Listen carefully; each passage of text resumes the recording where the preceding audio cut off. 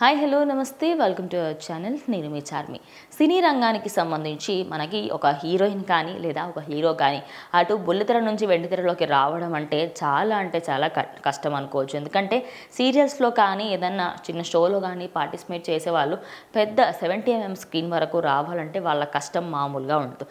ఇక అనసూయ భరద్వాజ్ అయితే తన ఏజ్ని కాదని, తనకి అంటే ఏజ్ అనేది ఒక బ్యారియర్ కాదని, నేను ఖచ్చితంగా సినీ ఇండస్ట్రీకి వెళ్ళగలుగుతాను అని చెప్పేసి అటు జబర్దస్త్ నుంచి స్టార్ట్ చేసిన తన కెరియర్ ప్రజెంట్ అయితే సినిమా రంగానికి సంబంధించి తెలుగు, తమిళ, మలయాళ అదేవిధంగా కన్నడలో కూడా తను నటిస్తున్న వార్తలతో మనకు వినిపిస్తున్నాయి. ఇక తెలుగు, తమిళ్, కన్నడలో మాత్రం తనకి ఎక్కువగా మూవీ ఆఫర్స్ కూడా ఉన్నాయి అనే వార్తలు కూడా వినిపిస్తున్నాయి.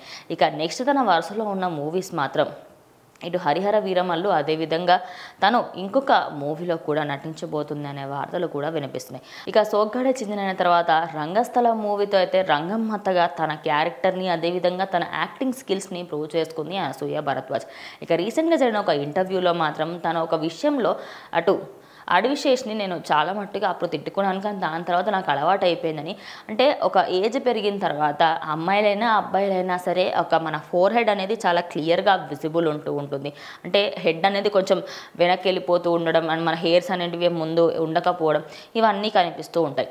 ఇక మహిళలకైతే 30+ దాటగానే ఖచ్చితంగా ఈ ప్రాబ్లం అయితే వస్తూ ఉంటుంది. ఇక తను మాత్రం ఎప్పుడూ కూడా తన ఫోర్ హెడ్ని కవర్ చేసుకుంటూ ఉండేది. కానీ తను చేసిన గూఢచారి మూవీకి సంబంధించిన దాంట్లో తను పోలీస్గా యాక్ట్ చేసింది. ఆ మూవీలో తను పోలీస్గా ఉన్నదానికి సంబంధించి ఆ పోలీస్ గెటప్లో తన హైపోని వేయాలి అని చెప్పేసి, అదేవిధంగా జుట్టుని పైకి దూస్తేనే ఈ క్యారెక్టర్కి సెట్ అవుతుందని అడవిశేష్ చెప్పడంతో తను ఛాలెంజింగ్గా తీసుకొని ఆ క్యారెక్టర్ చేసిందని. దాని తర్వాత చాలామంది బట్టతల అని చెప్పేసి అన్నప్పటికీ కూడా నేను దాన్ని చాలా సీరియస్గా ఏమీ తీసుకోలేదని, కానీ ఆ సినిమా చేసిన తర్వాత నాకు చాలా కాన్ఫిడెన్స్ వచ్చింది అంటూ ఇటు అనసూయ రీసెంట్గా జరిగిన ఒక ఇంటర్వ్యూలో అయితే చెప్పుకొచ్చింది. ఇక అనసూయకి సంబంధించి చాలామంది అలా బట్టతలు ఉంటే బాధపడతారని, కొన్నిసార్లు మనం అలాంటివి అలవాటు చేసుకుంటేనే మన కెరియర్ బాగుంటుందని పక్కన వాళ్ళ గురించి ఆలోచించొద్దు అంటూ అనసూయ చెప్పుకొచ్చింది.